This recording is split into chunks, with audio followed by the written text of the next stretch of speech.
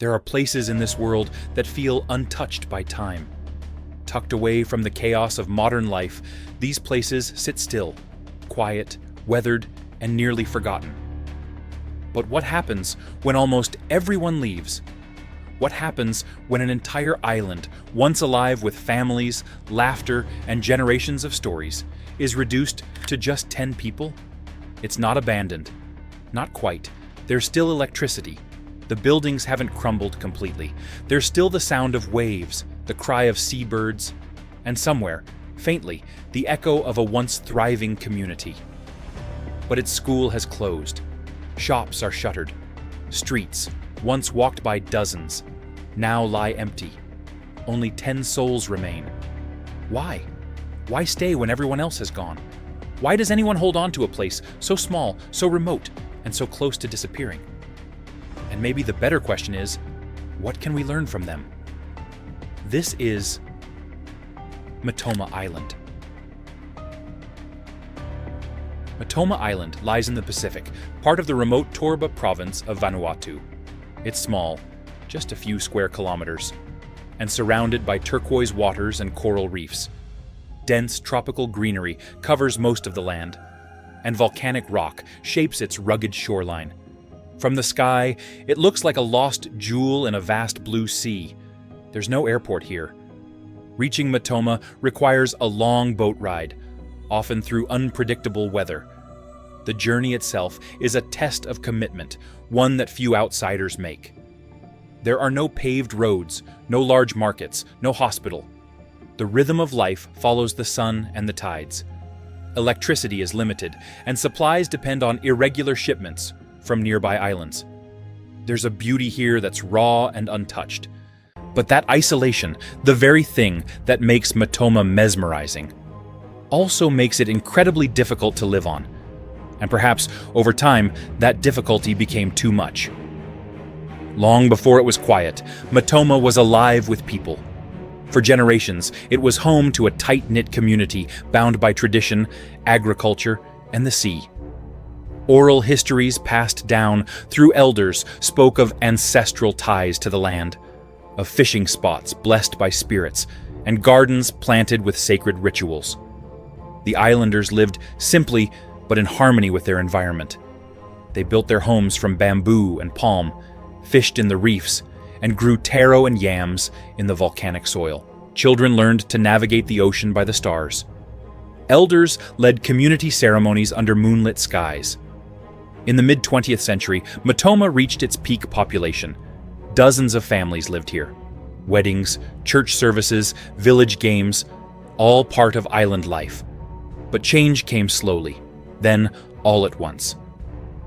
By the 1980s, younger generations began leaving, seeking education, work, and opportunity elsewhere. Mainland Vanuatu and larger islands offered what Matoma could not. Cyclones and climate shifts added pressure. Crops failed more often. Boats became less frequent. Government services moved away. Bit by bit, people left. What remained was history carved into silence. Abandoned homes, a crumbling church, and 10 resilient individuals who chose to stay behind. Matoma's decline wasn't sudden. It was a slow unraveling, thread by thread.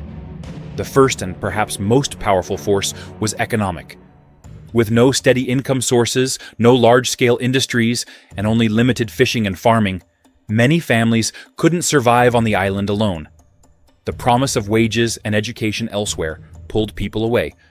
Young adults left for Port Vila or Luganville, often never returning. Then came the environmental challenges. Cyclones became more intense, eroding the coastline and destroying crops.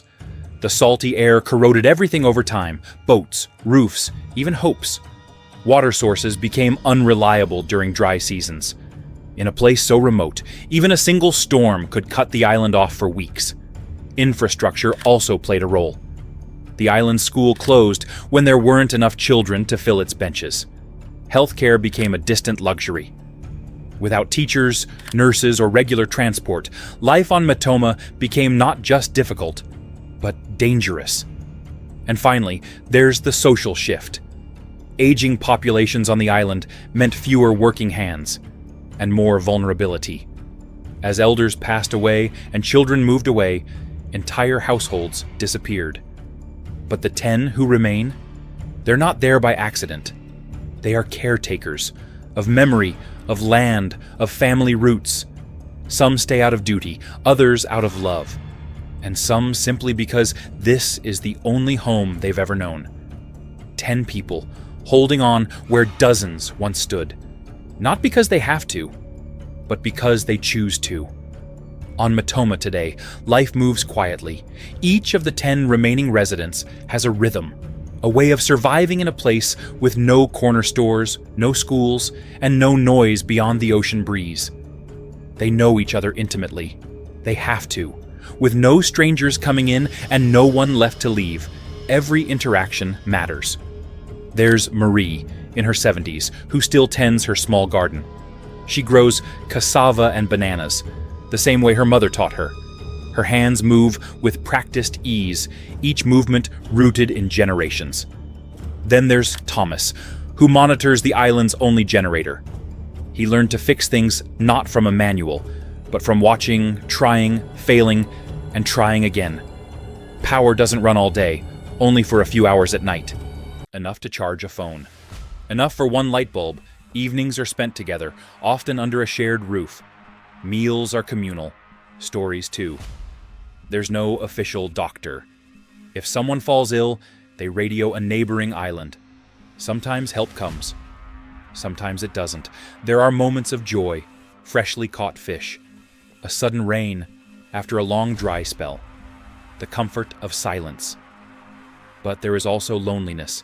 Some speak of dreams, of their children in far-off cities, of the past when the island was filled with voices, of a future they know may never come.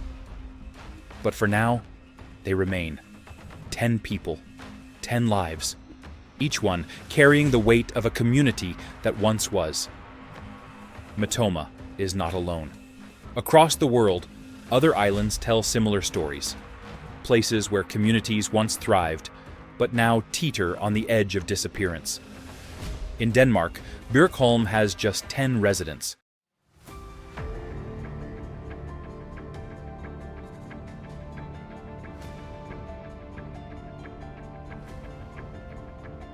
Surviving off seasonal visits and part-time farming. In Japan, Aoshima is known not for its people, only a few remain, but for its overwhelming population of stray cats.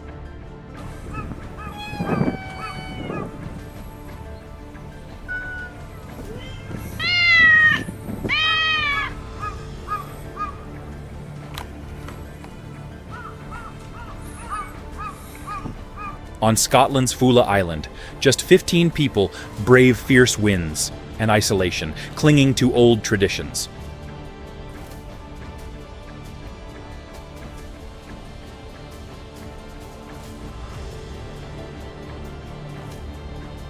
Then there's Pitcairn in the Pacific, with around 35 people, descendants of mutineers who chose exile generations ago. Such exquisite carvings. Watch out! And you taught yourself. You learnt yourself how to do this. Oh, from my grandfather, yeah. What connects these places? It's not just remoteness, it's resilience. Like Matoma, these islands have faced the same crossroads, abandonment or adaptation, and in each case, a handful have chosen to stay. Sometimes for land, sometimes for legacy, always for something more than convenience. Their stories mirror Matoma's and make it clear, this island is not an anomaly. It's a quiet part of a global pattern. Matoma forces us to ask uncomfortable questions. What do we owe to the places we come from? And what happens when those places can no longer sustain us? In a world obsessed with growth, speed, and connection, Matoma exists outside the frame. It offers something rare, stillness. But that stillness comes at a cost: isolation, struggle, and a slow fading of what once was. Yet within that fading, there's also defiance. The people who stay aren't just surviving, they're bearing witness to a way of life that once covered much of the world, to a kind of community we rarely see now, one built on memory, land, and interdependence. As cities grow louder and rural places grow quieter, Matoma stands as a reminder. Progress isn't always forward, and not every place needs saving. Some just need remembering, and maybe that's enough. Matoma Island holds just 10 people. But behind that number is a world. A shrinking world, yes, but a meaningful one. A place shaped by storms, by silence, by stubbornness. A place that asks, what is home, really? Is it a location? A memory? A choice? For those who remain, the answer is simple. This is home. And while the rest of the world moves on, faster and louder, Matoma drifts in quiet defiance. 10 voices, carried by the wind. 10 lives, still rooted in the soil. This island isn't lost. It's simply holding on. Thank you for watching. Would you want to live on Matoma Island? Let us know in the comments.